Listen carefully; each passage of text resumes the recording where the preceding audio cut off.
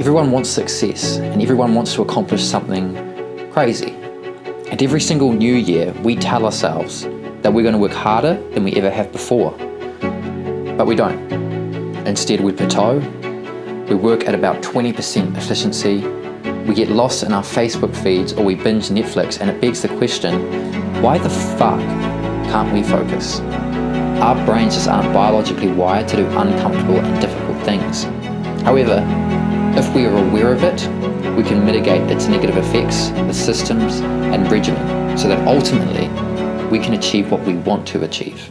So today, I want to share with you some of the systems that I have in place that help me focus and win that battle in my head, because my God, is it a battle sometimes. The first thing is goals.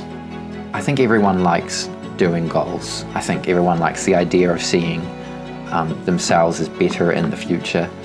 But I think it's really an art, is making your goals. It's something that you really need to think about. It's not as simple as just on New Year's Eve or something, jotting down 5 or 6 things or telling your friends.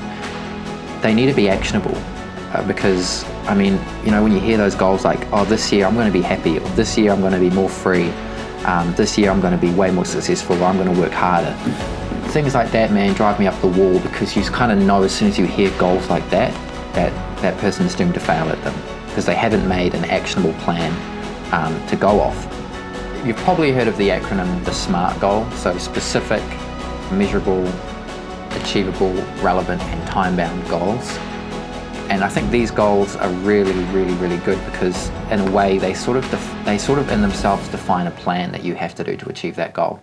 And I think a lot of people don't like doing them because as soon as you have a goal that's SMART, and it's specific, mainly that it's specific, measurable, and that it's time-bound, once you have that in place, you know when you've failed.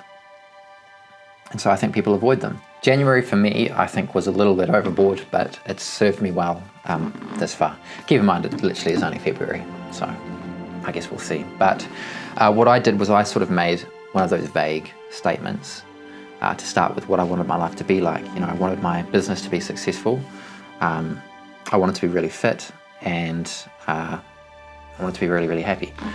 And then what I did was I actually broke down kind of that vague statement into really specific milestones that I wanted to achieve in the whole year. And then what I did was I took those milestones and I broke them down into quarter by quarter what I need to achieve. So January, February, March, what needs to have been achieved. And keep in mind that these are milestones, so things that you hit rather than how you actually get them. So yeah, quarter 1, quarter 2, quarter 3, quarter 4.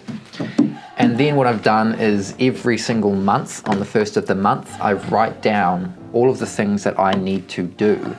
So not the milestones themselves, but the things that I need to do in that month to make sure that I hit these quarterly milestones. And then one more routine is that every single morning I come up and I write my work to do daily. So my little tasks that I need to do. Maybe I need to go and film this person or edit this video or whatever. And ultimately, these tasks make sure that I get all of these milestones on February hit. I do think that writing it down like this and breaking it down also kind of gives you ease of mind, or gives me ease of mind anyway, in the sense that I know that all of these things can be accomplished because I know what comes first. So rather than having this big, huge mess that you have to accomplish, you have little steps that you need to take, and you know when you've succeeded in taking each step. And one thing I like about the whiteboard as well is I obviously am a bit of a fan of whiteboards, is I get to tick it off. Every time I do something, I get to tick it off and I get this little serotonin boost and this feeling of accomplishment, so it's good. The second thing that I do to help me with my focus is to eliminate distractions. I mean, it seems pretty straightforward, but it's actually not. So the first thing is Brain FM. This is really, really, really good. This has actually helped me a lot. And it's just a streaming service. So you pay, I think it's like $7 a month New Zealand, and you can choose 1 hour, 30 minutes, 2 hours, or an infinite amount of time. And it plays this curated music, and apparently it's scientifically tested and stuff to help with your cognitive ability. And it's something that I can actually listen to and I feel like I really get lost in my work and I get really deep into it. If I'm listening to Spotify or I'm listening to like motivational videos or something, I do tend to get off track, I think, in the long term, and I think it's because of the words in it. So Brain FM, all of the music, it's got no words at all. So it's all just kind of music at, I think, a certain beats per minute or something that helps you focus. So there is a couple of Chrome plugins as well that really help me focus, or actually not help me focus, but help me get less distracted. Because for me personally, I'm a fiend for YouTube. Like, man, I can get deep into YouTube. And so this first Chrome plugin is called UNHOOK. And that means that whenever I go to type in YouTube to get distracted, I get no recommended videos. I get no videos that pop up and grab me or anything. And what else I've done is I've unsubscribed from every single person I'm subscribed to, except for 2 people. And then if I want to watch those 2 people's videos, I go into subscriptions and I can watch them there. But I think YouTube can be a really, really good source of information if it's utilized correctly, or you can just get lost in it and it can ruin your life. The other Chrome plugin is called Newsfeed Eradicator, and I mean, it's pretty obvious what that does, but whenever I go into Facebook or Instagram, my newsfeed's gone. And so I literally find myself, sometimes I'll be working and then all of a sudden I'll be on Facebook without even realizing that I've gone and made that transition. But now it's like when I go and make that transition, I'm like, get this little frustration because that news feed isn't there to satisfy my kind of need for quick and easy serotonin. And instead I get a wee quote and then I exit out of it and I get back to work. So that newsfeed eradicator is really, really good as well. As far as other things for eliminating distractions, I've deleted every single social media app off my phone, including Messenger. I'm lucky because I actually don't need Messenger for my work. So all of my clients, they call me by my phone, so I literally just need my phone to be a phone. And only a few people have my number, so it's just way better. Because I feel like when I'm on Messenger, I feel like if someone messages me something or someone calls me, I have to pick up.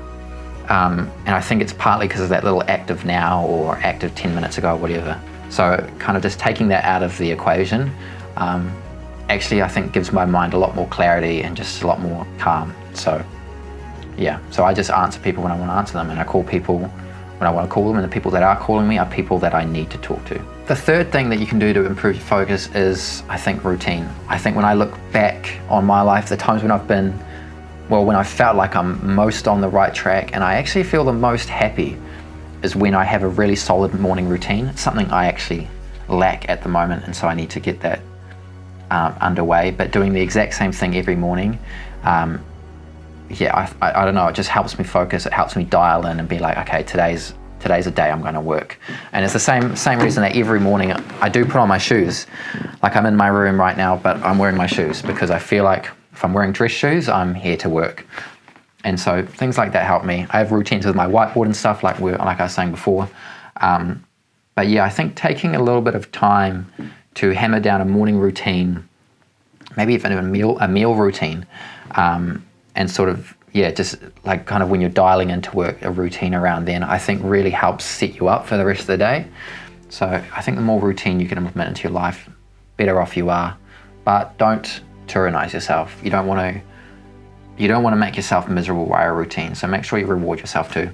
And that sort of links into the next thing, which is appreciate your progress.